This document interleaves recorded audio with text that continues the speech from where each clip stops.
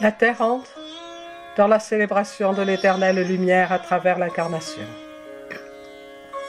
Car il ne s'agit pas, vous le savez, de quitter l'incarnation ou de la considérer comme un temps ardu, mais de la reconnaître comme étant la pleine expression de la lumière. C'est en la reconnaissant que l'on acte cela et que l'on permet aux apparences de s'aligner à la vision. C'est lorsque la vision est portée de façon adéquate que l'apparence s'aligne à elle. Apprendre cette adéquation en lâchant prise, en se reposant, se poser à nouveau. Voyez la beauté du silence qui, sans attente, s'emplit de la puissance de son propre rayonnement. Prendre le temps d'honorer le silence, prendre le temps de se poser, de se reposer, prendre le temps de s'exalter, prendre le temps de s'émerveiller dans la simple beauté de la vie, qui est le reflet du suprême. Vivre pleinement chaque journée comme un tout, rempli et exalté d'être le reflet.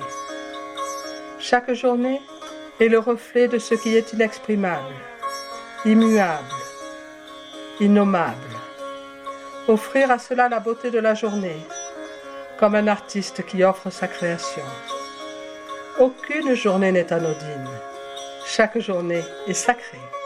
Actualisez cela. Depuis le matin, actualisez cela par l'émerveillement. Depuis le matin, actualisez cela en écoutant la grâce s'exprimer.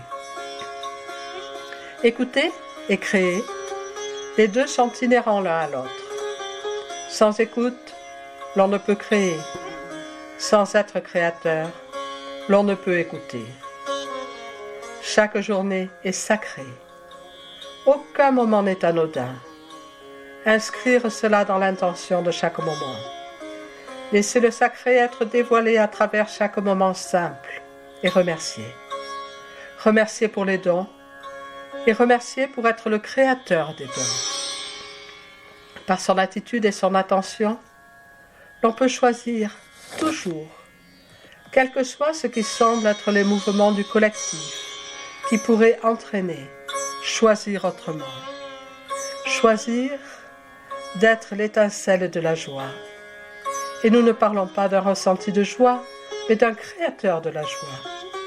Choisir d'honorer la vitalité partout. Choisir d'honorer la simplicité en se reconnaissant dans la simplicité et en reconnaissant dans la simplicité le sacré. Choisir de s'auto-nourrir de sa propre beauté. Cela est affaire d'attention, toujours. On peut se laisser entraîner par l'attention qui reste rivée sur quelque aspect, quelque habitude, quelque compartimentalisation. Ou l'on peut choisir de se nourrir de sa propre beauté, de l'inviter à travers l'attitude, à travers les paroles, à travers les actes, à travers ce qui est vu, à travers même ce qui est absorbé. Que ce qui est absorbé soit la nourriture, l'inspiration, la beauté perçue dans la nature ou la divinité perçue dans chaque être, parce que tout est là, maintenant. Vous le savez, l'heure est au choix. L'humanité peut sortir maintenant de l'addiction aux anciens rouages des habitudes, des croyances, ce train du collectif qui semble amener à répéter des schémas que l'on sait pourtant déjouer. L'heure est venue pour l'humanité de faire le choix d'honorer sa divinité concrètement. Non juste mentalement, mais concrètement.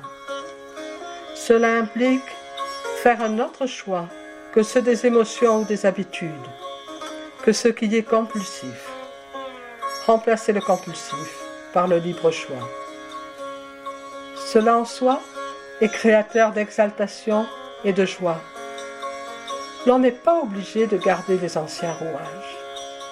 L'on peut choisir autrement maintenant. Cela demande vitalité. La vitalité du corps entraînant la vitalité du mode de pensée, la vitalité du mode émotionnel.